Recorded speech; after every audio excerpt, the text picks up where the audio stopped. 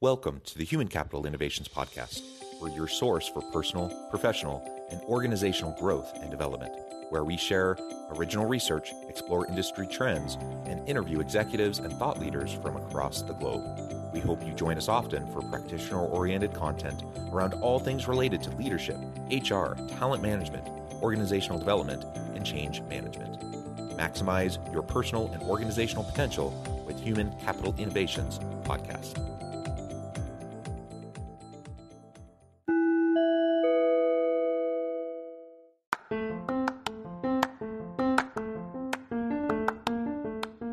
Do you enjoy the Human Capital Innovations Podcast? Enjoy ad-free listening by going to the Patreon page, and please consider contributing even at the producer or sponsorship level. And please leave a review. Thank you for your support.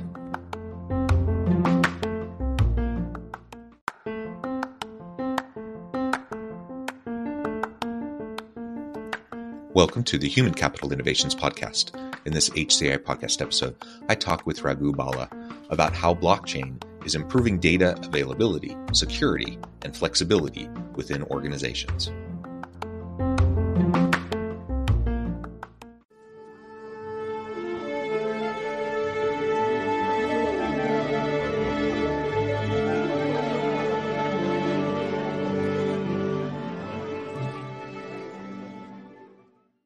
Raghu Bala, welcome to the Human Capital Innovations Podcast. Thanks for having me, John. Yeah, it's great to be with you. You're joining us from India, where you're traveling for business, normally headquartered in California. I'm south of Salt Lake City in Utah. And today we're going to be talking about how blockchain is improving data availability, security, and flexibility, and all those implications for organizational leaders as we're thinking about how to effectively run our businesses. As we get started, I wanted to share Raghu's bio with everybody. Raghu Bala is Chief Technology Officer at Cresus Labs and was previously an executive with Yahoo, InfoSpace, PwC, and with 3 successful startup exits. He also teaches at the MIT Sloan School of Business and Computer Science and AI Laboratories course on the implications of artificial intelligence on business, as well as he is a tutor for MIT's blockchain course. He was winner of the 2016 Best Abstract and Best Wearable Medical Device category at the AI in Medicine Conference. And in 1993, he was winner of the Best Thesis Award on Temporal Databases at the Hartford Graduate Center Conference. He holds an MBA in Finance from Wharton MBA, an MS in Computer Science from RPI, has been a Columbia University adjunct lecturer, published author, and speaker at several major conferences, including IoT Congress, Google I/O, and more. It's a real pleasure to have you. What a tremendous background. Anything else you would like to share with me or my audience by way of your background or personal context before we dive on into the conversation? Yeah, this year I've been quite active in the publishing space as well as a contributing editor to a new book that's on the market called Step into the Metaverse, and also another book that's about to hit the market now called Handbook on Blockchain, where I wrote a chapter on asset tokenization. Yeah, well, that's excellent. And again, tremendous expertise and background. It's a pleasure to have you. And why don't we just dive on in? And if you can provide a little bit of an explanation of blockchain. It's a term that gets used a lot. I think Sure. most people are somewhat familiar with it, but I think as I talk to people, I think most aren't fully grasping the true context of blockchain. So let's start there, and then we can start to talk about how, what the implications are for businesses. Sure. So basically, the key concept to understand is a term called distributed ledger. So and blockchain is it's a type of distributed ledger, and I'll get into these terms a little bit going forward. So basically, if you look at technology infrastructures and companies have been using databases to store information for a very long time, almost 50 years currently, and there have been different types of technology architectures. Started off with mainframe, then went to client-server computing, and then we went into web computing, where you expose information through web services. And then we sort of took that to the next level using cloud computing, where you rent cloud infrastructure as opposed to having on-premise hardware of your own. and then and so on. And then the next sort of iteration of all of this is blockchain technology. And how does that evolution happen? And let me just state this in the following way. So currently what happens is many businesses tend to hold on to data, and they have internal data sources which they expose to customers and partners via APIs and things like that. But then in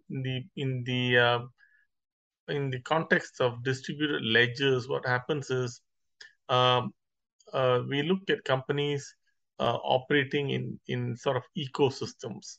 So for example, if there's a supply chain ecosystem, and let's say a car manufacturer has got its own coterie of suppliers, they're all sharing information with one another. Instead of each entity, having all the information sort of internal to their own enterprise, they could use blockchain to kind of share information in a common structure. Think of it that way. And so, and a lot of times when you read any sort of blockchain sort of literature, you'll see this word centralization versus decentralization. So centralization is when I hold all of my data and then I expose it to you via web services or some other means. Whereas in decentralization, the data is sort of outside my organization in sort of these nodes, and I belong to that node. So let's say a car manufacturer will be in hold a node, but all of their suppliers will also be in the sort of a network, and they're all sharing information in a sort of a decentralized manner, and they sort of co-own the data as opposed to one entity holding the data and owning it. And why is this relevant? Because another good example would be in an area that we're all familiar with, and there's a lot of backlash that has gone on with the big technology companies. So if you look at how much data is being held by Facebook or Google or Apple or Amazon, they hold enormous market power because they have the data of all the consumers, and that data has benefited them. And the sort of like a business model has been, you give me your data and I'll give you free services. I'll let you use WhatsApp for free. I'll let you use Facebook for free. I'll let you use Google search for free. But I will monetize your data because that's how I'm going to pay for these services. That's how I'm going to maintain my staff and systems and so on to help you. That's been the sort of de facto business model. Now, what's happening is there's a sort of a Web3, which is a big which is a kind of an umbrella word around blockchain and other decentralized systems. Think of it as such. It's almost like not a technology but a movement where people are saying, you know what, I want to own my own data, and I will decide whether you can have it or not. So it's like flipping the model completely on its head, and that's so enterprises are now beginning to come to a realization that the data that they thought that was free, that consumers would just give away, now they are saying, no, I'm going to hold on to my data, and if you want it, I'm willing to let you have it, but there might be a cost. Now you may need to pay me for the data, or it's like there's a different model that'll evolve, and so that we are in that that whole process is sort of playing out in front of us at this point in time. But blockchain happens to be one of those core technologies.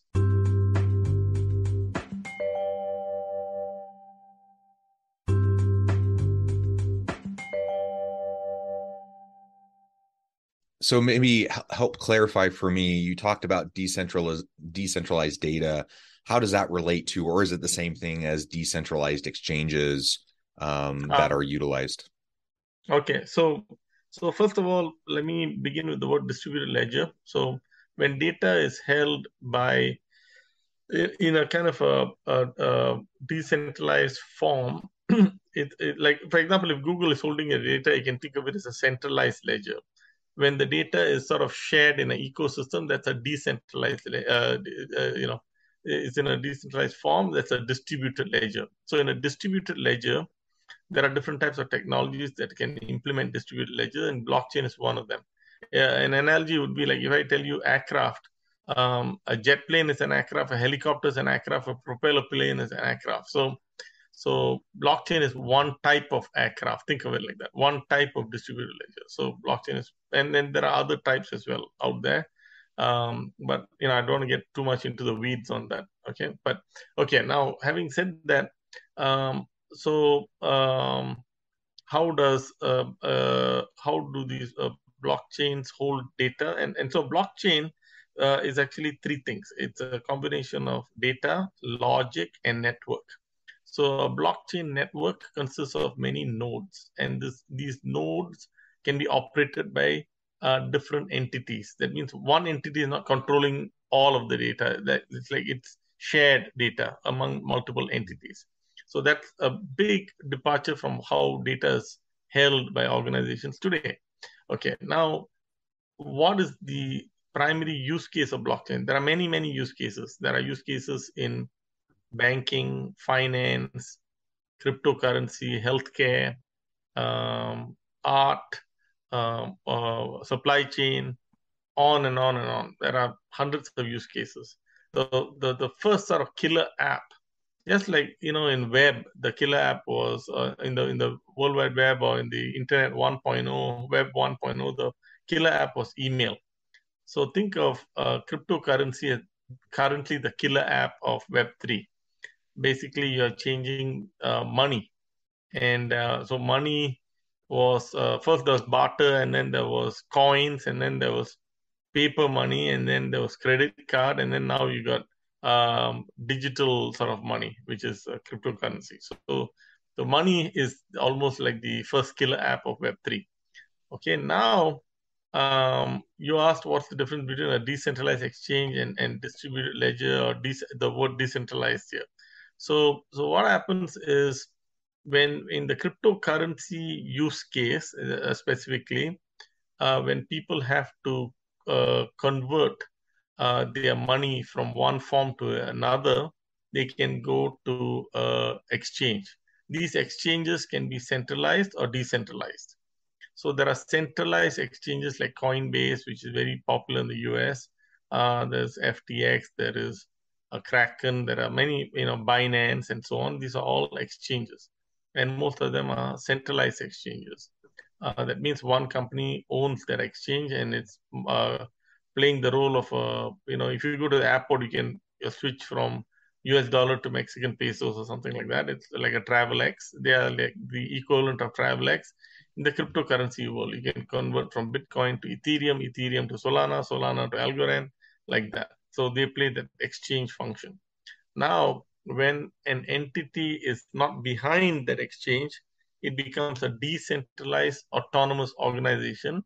It's also known as a DAO.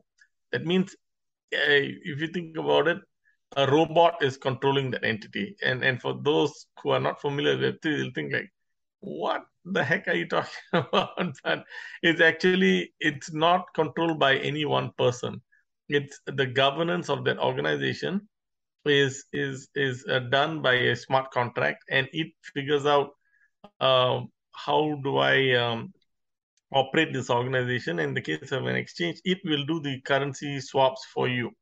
And the first state in the US which has approved the decentralized autonomous organizations is Wyoming. In fact, you can go and register your own decentralized organization. It looks like an LLC. And but then once you put a smart contract in place, the smart contract sort of runs the company for you instead of you running the company. So anyway, so decentralized exchanges are simply currency swapping entities that are not controlled by a single organization, but is actually controlled by a smart contract. As you're describing this, and as I hear, other pundits and thought leaders in the blockchain, and technology space discussing the implications, there's a lot of conversation around data availability, security, and flexibility. So maybe describe a bit more specifically now exactly how this is important for companies and how blockchain is improving the data availability, security, and flexibility within companies. Sure. So actually, there are two types of blockchains, if you want to think of it. First are public chains, and second is permission chains. So public chains are like your public toll roads. That means anyone can drive on the toll road as long as they pay the toll, and which is known as gas in the blockchain parlance. It's known as a gas fees and so on. So that's your toll that you pay to participate in transactions on this toll road. The other one is a permission chain where you and a set of members form a consortium, and it's like a private road in a gated community. Only people within that community can drive in those roads, and nobody else can come in, let's say. So it's like on an invite-only basis, and you have your own, consortium of companies that can share information. So both these are there. At a broad sense, there are two types of chains. Now, in terms of privacy and security and so on. So blockchains by themselves, when they store data, it has got many properties, and one of the key attributes is uh, something called immutability. So one of the great things about blockchain is you cannot just fudge the numbers. And if you have seen, there have been many accounting scandals of public companies and others, many scandals over the years. You read them every now and then, and it's because someone cooked the books and fudged the numbers and modified things, because the data is not really transparent. It's hidden, and someone changed some things or dated some things, and there's no oversight or something like that. So with blockchain, one of the good things is um, it's immutable in the sense that you cannot just willy-nilly modify any data that you want. Others can validate and verify that data, and people can see your changes. So you cannot just fudge it. So that's one of the great aspects of immutability that people like about blockchain. And so in use cases, and by the way, I just want to be very clear: blockchain is not for every use case.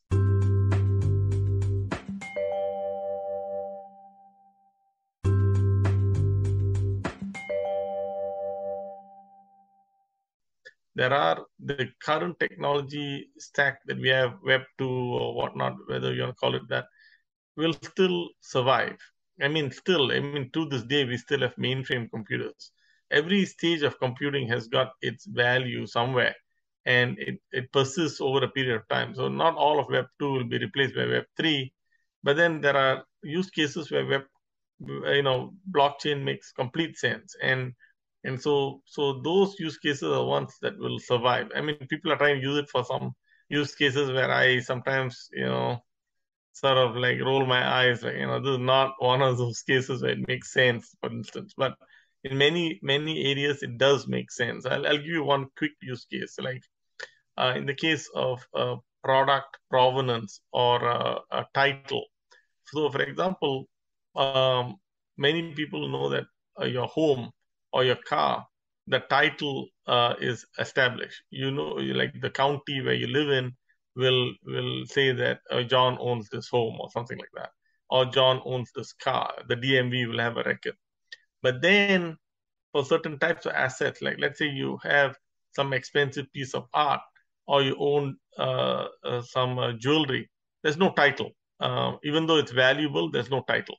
So that type of lack of title actually has got implications. You cannot really um, borrow against that asset very easily, or you cannot insure that asset very easily. You don't know how many hands it has crossed ownership. It's like first hand, second hand, third hand, and so on. You don't know. So what happens is, what's beginning to happen is many people are starting to establish title on blockchain, and then that brings about liquidity, that brings about the ability to insure these assets, and so on and so forth. So those are like use cases that are really valuable because it adds value to what's it's currently missing in the market. So those are types of things that I tend to focus on because I think it makes a difference.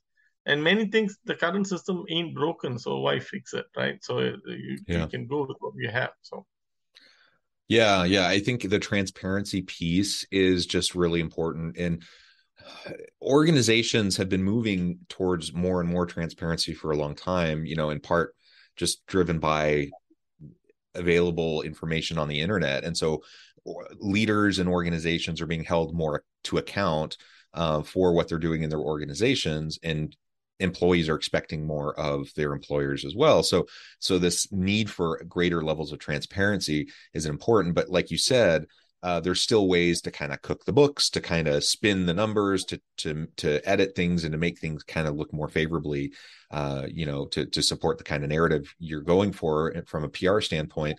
And so blockchain just really helps to ensure that transparency, that consistency, that accountability for organizations, Exactly. for leaders. And I think that in and of itself is huge and important. Some of the other types of use cases I've heard a lot, especially because I'm in the education and training and development and learning development space, blockchain being used, more and more at universities in terms of credentialing. So you have degrees that are received, or if you're doing micro credentialing, stackable certificates and credentials, those sorts of things, leveraging Yes. blockchain for verified accomplishments of individuals as they're in the L&D space. And I'm sure there's a whole bunch of others. Does that make sense to you as a use case for Yes, blockchain? absolutely. Absolutely. So I'll give you, like, for instance, I mean, some are very unfortunate use cases, but in the I'll give you one in the US and one overseas. So in the US, if you remember, about 10 years ago, for-profit universities were very big. And unfortunately, a lot of people enrolled in them, and many of them have gone out of business. So let's imagine that you got a certificate from one of those colleges. Now, you paid good money, you went for classes, you passed. But then, if someone wanted to verify that you actually got a degree from that institution, they call up the number, you know, they can't verify it. But then if it was on a chain, now it can still be verified regardless of whether the institution still survived or has been merged into something else, or whatnot, or disappeared or whatever it is. It's still, you can still, your degree is still valid, your credentials are still valid. So that's one use case in the US. But another unfortunate use case, actually, MIT, where I teach their courses and so on, they actually participated in the Syrian crisis when there was, Syria has been bombed heavily. A lot of the universities are sort of not functioning anymore, and a lot of refugees moved. Like, people who were doctors or lawyers or professionals, became cab drivers in parts of Europe, and they couldn't prove their certifications. So in those types of use cases, it also makes a lot of sense where you can say, this person has got this much of qualifications and so on.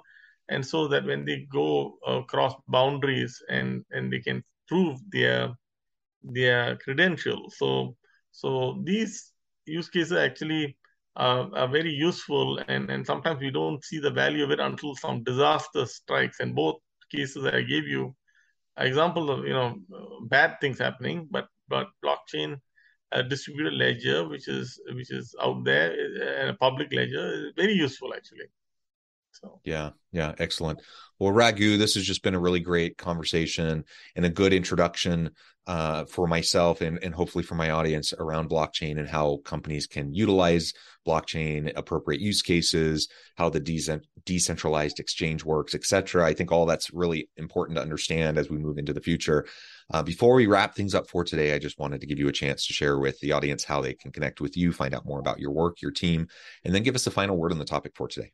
you can reach me on LinkedIn. I'm quite active. I post articles or comment on various things. And that's the easiest way to reach me. And then, as far as what I'm focusing on currently in Web3, I'm participating in the development of the next generation crypto wallet currently. And also, I've been working on some things relating to the metaverse, which is a pretty interesting use case for decentralization.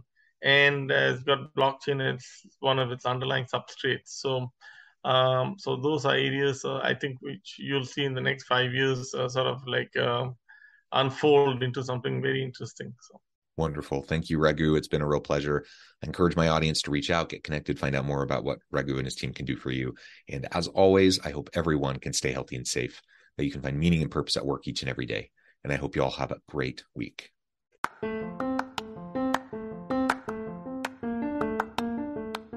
you enjoy the Human Capital Innovations podcast? Enjoy ad-free listening by going to the Patreon page. And please consider contributing even at the producer or sponsorship level. And please leave a review. Thank you for your support.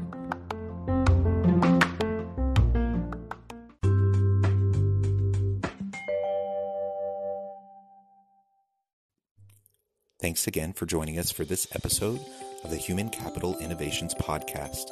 I hope you stay healthy and safe and that you have a great week.